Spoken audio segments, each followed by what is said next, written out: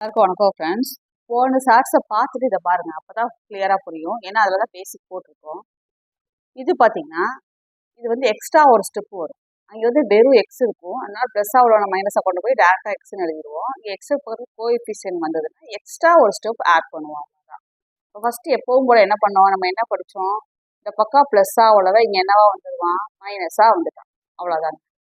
அப்போ இது ரெண்டையும் மைனஸ் பண்ணிட்டோம். 28 - 7 என்ன ஆயிடுச்சு, 21.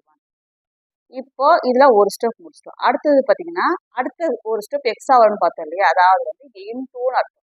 நம்ம ஏற்கனவே சொல்லியிருக்கோம், 3xனா 3 × எக்ஸ்ன்னு அர்த்தம். அப்போ 3 × எக்ஸ் தான் 21. நம்ம என்ன படிச்சிருக்கோம், இன்ட்டுவா உள்ளனா டிவைடாக வந்துடுவோம். அப்போ 21/3. அப்போ எக்ஸ் ஈக்குவல் டு 7. அவ்வளோதான். இன்னும் ஒரு ஸ்டெப்பு எக்ஸ்ட்ரா வரும் இந்த மாதிரி டைப்புக்கு. என்ன இது மாதிரி டைப்புக்கு, இந்த மாதிரி கோஎஃபிஷியன்ட் வந்ததுன்னா அந்த பக்கம் பார்த்த மாதிரி 2 சம்மை சேர்த்து கொடுத்துட்டான்னு அர்த்தம். அதாவது 2 கான்செப்ட் உள்ள வரும். அடுத்த சம் பார்க்கலாம்.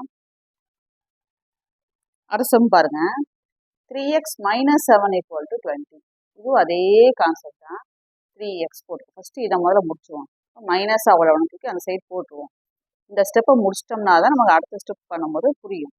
20 + 7 27. இப்போ பார்த்தீங்கன்னா அதே மாதிரி இன்டூவா வந்து, அப்போ இன்டூவா வரவ என்னவா மாறிடுவான்னு படித்தோம், டிவைட். அப்போ எக்ஸ் ஈக்குவல் டு 9. அவ்வளோதான். மேக்ஸ் ஈஸி தான். இந்த மாதிரி சின்ன சின்ன கான்செப்ட் பண்ணி ஞாபகம் வச்சுட்டா போதும். அடுத்தது பாருங்க, 3x + 2/7 = 18. அப்போ 3x + 2 நம்ம என்ன பண்ணோம், டிவைடாக இருந்தால் என்னவா போயிடுவான், இன்டூ.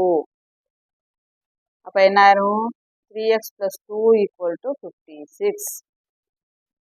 இங்கே போடுறேன்.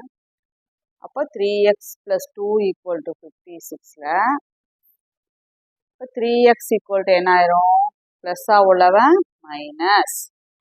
இப்போ 3x = 54. அப்போ x = இன்ட்டுவா இருக்கான். அப்போ என்ன பண்ணிடுவோம், டிவைட். இப்போ டிவைட் பண்ண முடியுமா, 3 டேபிள் வருமா, வரும். 5 + 4 9. ஸோ வரும் இல்லையா. இப்போ 1 3s are 3, 8 3s are. அவ்வளோதாங்க. இவ்வளோதான் ஆன்சர். இந்த மாதிரி 2 கான்செப்ட் சேர்ந்து ஒரு கோஎஃபிஷியன்ட் வந்தால் அவ்வளோதான். தேங்க்ஸ் ஃபார் வாட்சிங்.